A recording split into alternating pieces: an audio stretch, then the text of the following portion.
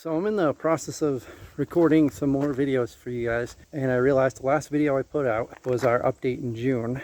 It is now the end of September, so it's been 3.5 months or so since that video that I recorded, and we've actually had quite a bit of things get done between now and then, so I just figured I'd do this quick video updating you on that. I'm going to go back and start with the beginning of June where I left off on that last video. The month of June, we did move the camper up to this side of the barn over here so we could be plugged into the temporary pole. We did do a bunch of excavating during that June period. No, I can't say we did a bunch, but we did some excavating and clearing. At one point I was standing in the video, you could see the big oak tree behind me, and this was all just brush and trees. So there really wasn't much here. So I've been working with our machines here and clearing this out. This was all full of poison ivy. It was awful. The other thing I worked on was pulling out the sawmill and working on building the base. Not a whole lot happened in June, like I said. The boys worked on finishing up school. Emma finished up school. Stacy and Emma packed up and headed down here from New Hampshire. 4th of July weekend. They arrived July 3rd. They came down, and about a week later we had this big 38-foot fifth wheel camper delivered, because imagine 5 people and 2 dogs living in one little 24-foot camper, that wasn't going to work. And a friend of mine who just moved from New Hampshire down to North Carolina had this fifth wheel camper he was living in until he found a house. He found a house and they all moved in.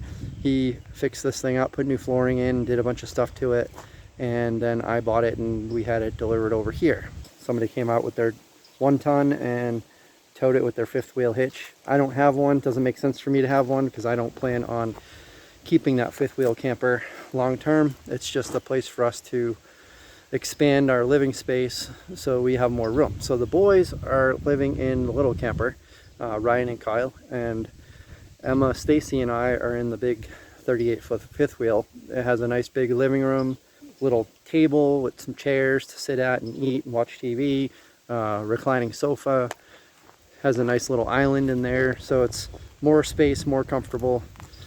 A couple air conditioners so we can stay cool in there. We can all hang out in there together as a family, so it gives us a lot more room. So between July and beginning of September, we had a couple of months where we had an electrician working on the barn. Underground conduit, I dug a trench. He ran the conduit from the utility pole, as you can see where it's going up the pole now. I dug a trench and we ran it underground here. We ran the line up the side of the barn to a 200 amp meter. Got outlets on the outside, and then we have several throughout here. Now the last time you saw a video of this barn, it was nowhere near this full. So we have since emptied our storage units and working on emptying our shop downtown where we were going to have a store, which we decided now not to. And we still have more things to bring over from the shop. I plan on putting my saw blade sharpener over here so I can plug it into the outlet that's over on the wall here and sharpen blades for people, because I'm still going to do that. One of the things we did this summer as well is we got some kitty cats. Say hi. So that's Smokey. So we had some issues with rats and mice. We had a rat kill one of our baby chickens, and mice chew through the thermostat cable in the ceiling of the new camper.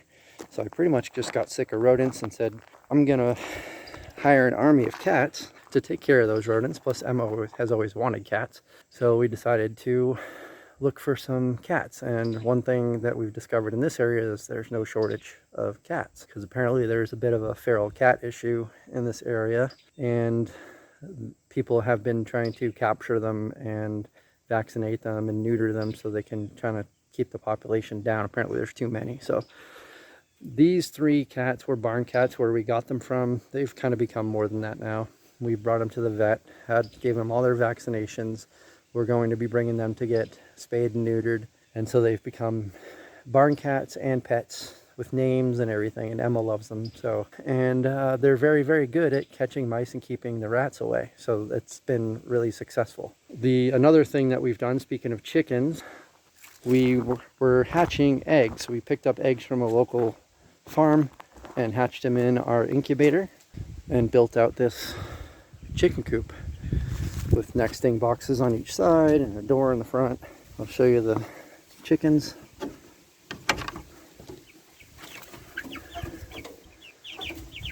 We got, what is that? There's a big one up there. So we got 7. We've got chickens, and in the next few months we'll be getting eggs from them. And one of the next things I need to do with this is build a run for them. Another addition to the homestead that we added this summer, in between June and now. It was probably in July. We added these guys. Hey there, buddy.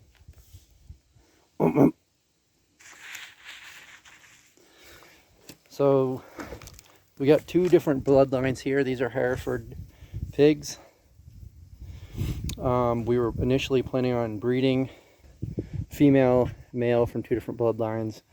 And then on this side we have 2 females and a male, and the males from a different bloodline than the females.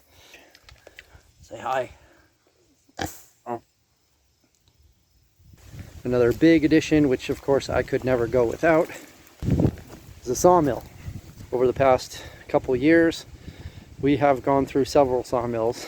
We had HM 130 Woodland Mills, then we went to a Woodmiser LT15 wide, sold that and got an LT40 diesel that we got actually from Nathan Elliott over at Out of the Woods Forestry, which ironically, wearing his shirt.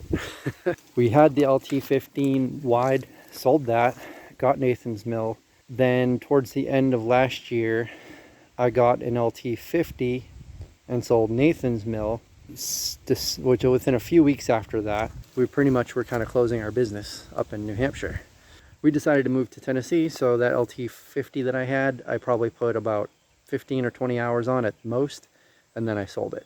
I already gave you a history of everything else in the other video. I'm not going to go any further. If you want to know more about the history of all the things we were doing at that time, check out that other video. I'll try to remember to put a link here somewhere. When we moved down here, I decided I'm not going to really need a big hydraulic sawmill for fast production, because I'm pretty much mostly going to be milling for myself. I'm not going to be milling huge, enormous logs. Looking at the property here, the trees that we have here, for the most part, aren't really huge. Most of them are within 24 to 30 inches on average. There are some exceptions, like this guy here is probably about 6 foot in diameter. But I have no intention on cutting that down because I love that tree and I wouldn't do that. I've actually trimmed it. You can see I rented a lift and trimmed that. Actually, that's another thing I did. So for the most part, the average trees are kind of like what you see here behind me. And let's see if you can see any others out here. You can see all these trees here. They're maybe 20 to 30 inch diameters.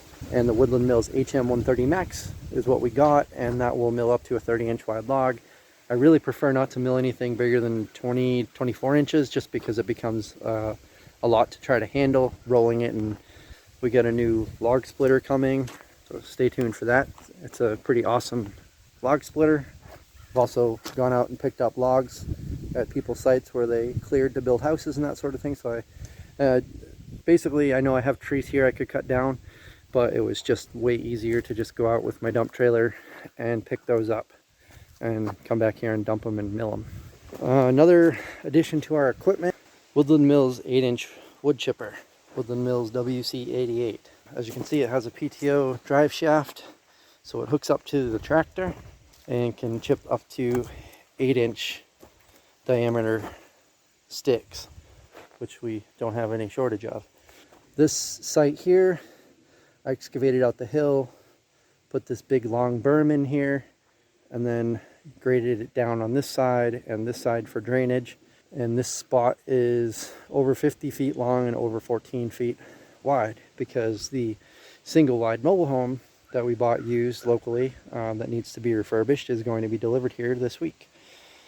So my plan is to have that delivered here. They're going to hook it up to all the utilities, because now I have the septic line run in over to where the house is going to be. I'm currently working on bringing a water line in down here for the home. I'm actually currently recording a video for that, so stay tuned for that. So our plan is to start with that. So it's basically about a 700 square foot house, which is, as you can imagine, far better than living in 2 campers. I'm going to renovate it and remodel it and make it our home. Probably going to even add on another bedroom. It's currently a 2-bedroom, 1 bath. I'm going to add a third bedroom. So the plan is for Emma, Kyle, and Stacy and I to live in that, and then I'm going to build out an apartment on the 2nd floor that I plan on building out in the barn for Ryan. So it's going to be a lot of work, as you can imagine, and a lot of time, but that's all right. That's what we like to do. The tractor is over there, TYM 574, 55 horsepower with a cab, air conditioning, and then I have, like I said, a few attachments for it. I already had the forks and I already had the lock grapple, but I'll maybe do a video on that tractor and why we purchased it and all the features of it.